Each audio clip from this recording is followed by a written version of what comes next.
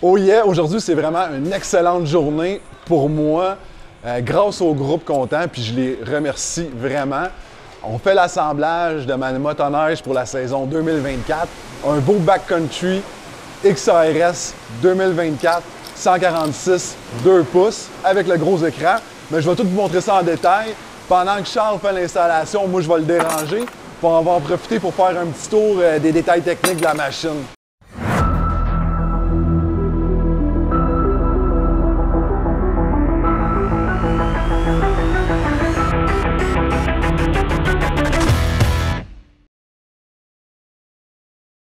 La première étape pour Charles, ça va être d'ajouter la tension du pont. Donc la chenille 146 2 pouces.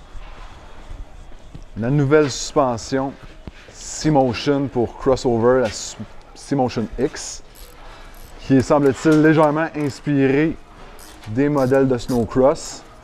On a les suspensions KYB au centre, à l'avant.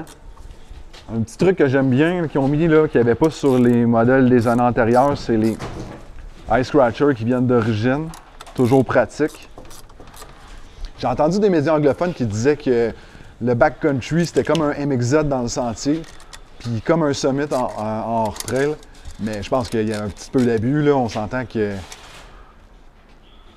En tout cas, je suppose que c'est intéressant dans les deux cas, là, mais de là à dire que ça se comporte comme un MXZ en sentier puis que ça se comporte comme un Summit SP en hors-piste, je pense qu'il faut quand même rester réaliste, mais j'ai bien hâte de mettre ça à l'essai. Donc là, Charles, je pense qu'on va assembler les suspensions avant. Mais avant qu'il fasse ça, je vais vous présenter un peu le backcountry dans sa nouvelle version sur le nouveau châssis Gen 5. Les grosses différences, c'est au niveau des panneaux qui sont moins larges. On a l'éclairage au LED en avant. Je pense que c'est comme quelque chose qui était vraiment demandé des gens. On trouvait que l'ancien éclairage, ça éclairait pas beaucoup. Donc, on a mis les lumières au LED en avant. On a le moteur avec 4 points d'ancrage, donc moins de vibrations dans le guidon par rapport au Gen 4. Puis aussi, une autre différence, c'est qu'au niveau de la direction, on a 2 points de pivot, ce qui fait que c'est beaucoup plus précis dans les virages, plus facile à tourner.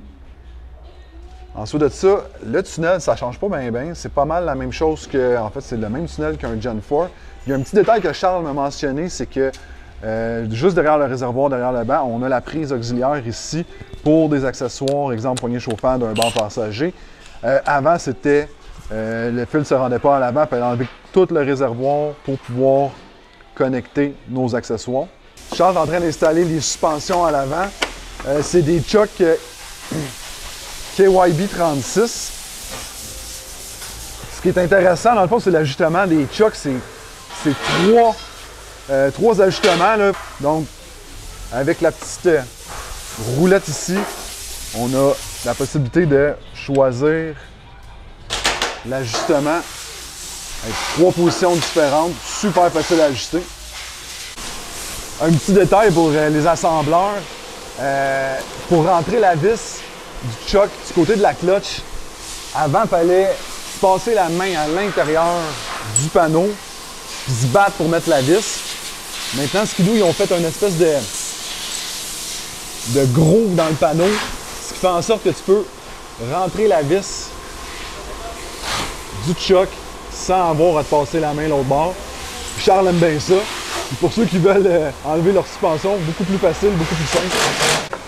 Charles est rendu à installer les skis. On a toujours les mêmes skis qu'on avait sur les backcountry des années précédentes. On a les DS2. On ne change pas une formule gagnante. C'est vraiment un ski que j'ai apprécié avec une quille vraiment profonde. Ça travaille bien dans la neige. Avec une bonne lisse au carbure, ça va faire super gros la job en sentier aussi. Je vais y aller avec l'ajustement central, c'est-à-dire avec un spacer de chaque bord. Après ça, je vais essayer peut-être d'autres ajustements là, pour voir c'est quoi le setup que je préfère.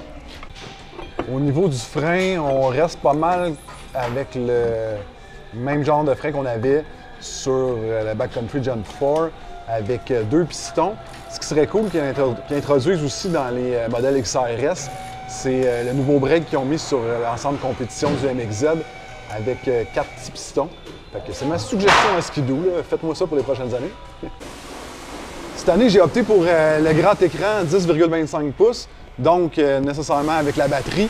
Sinon, on peut avoir avec le plus petit écran le démarrage shot, mais je voulais essayer le grand écran parce que j'avais essayé celui sur l'ancien, le Gen 4, puis j'avais pas été super fan. En fait, l'écran, je le trouvais beau, mais c'est plus au niveau de la connexion du téléphone, c'était vraiment compliqué. Il y avait une procédure.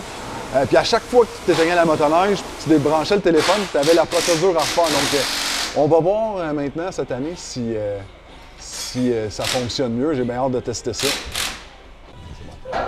Un autre détail que Charles me mentionnait, c'est qu'ils ont changé la poignée du break, comme plus petite, 2 doigts, complètement ajustable. Donc, peu importe mitaine, gants, grosseur de main, tu peux trouver le setup parfait pour rejoindre le break. Je viens de mettre le power là-dessus. On peut voir l'écran gigantesque. C'est lui. Honnêtement, j'ai vraiment hâte de l'essayer. J'ai hâte de voir, c'est surtout au niveau de la navigation des cartes qui est pratique, surtout en sentier. On veut. Je veux pas avoir à sortir mon téléphone à chaque fois. Fait que c'est au niveau de la connexion du téléphone avec l'écran, puis l'efficacité Lève-toi donc un peu plus haut. de la navigation du GPS que j'ai hâte de voir. Maintenant, c'est ça, tous les contrôles sont sur le guidon. Fait qu'on a la petite roulette pour les accessoires, les lumières, les poignées chauffantes, tout directement sur le guidon. Fait que c'est fini l'espèce de contrôle qu'il y avait ici là, sur le panneau avec la grosse roulette qui était comme moyennement pratique. Là, je trouvais que c'était gros, encombrant, puis pas terrible comme design. Là, maintenant que tout est sur le guidon comme ça, avec le nouveau petit bloc de contrôle, je pense que ça va être nettement mieux. Charles est installé dans le petit couvert du coffre à gants, ouais, la petite pochette. J'avais pas ça avec la Lynx, mais j'avais ça avec le Backcountry X. Je pense qu'il y a comme une prise de téléphone là-dedans, ouais, c'est ça, exact. Il n'y a pas de prise dedans. Ah non, elle est chauffante, Non, c'est ça. c'est juste chauffante. Exact, non, c'est ça. Fait que ça va empêcher de geler ton téléphone. Mais honnêtement, je trouvais ça pratique parce qu'avec la Lynx, je l'avais pas, puis j'étais obligé de mettre le téléphone à l'intérieur de mon manteau, hein, carrément dans mon manteau pour pas qu'il gèle. Puis avec mon Backcountry X, je mettais tout le temps mon téléphone là-dedans, au moins il gelait pas. Puis je perdais pas la batterie, il restait chaud. Fait que c'est ça, on a le compartiment ici, quand même pas pire, il y a de la place là. Avec la petite pochette à téléphone, fait que je vais mettre un peu de stock là-dedans. T'as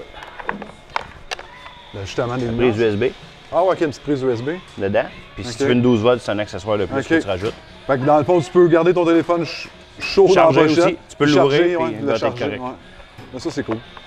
Une autre chose que Charles me faisait remarquer, le pare-feu du canister, il est plus intégré dans le panneau de côté. Là. Il est vraiment comme... Silencieux, oui, il est intégré dessus. Ouais, c'est ça. Puis je pense aussi que c'est un peu pour le son.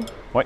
Fait que dans le fond, c'est comme un pare-feu coupe-son, mais il est vraiment rendu par-dessus et non intégré dans le panneau de côté. Numéro 1. Pas besoin de checker l'huile à moteur, celui-là. Non. Ça sonne comme un 850, hein? Ouais.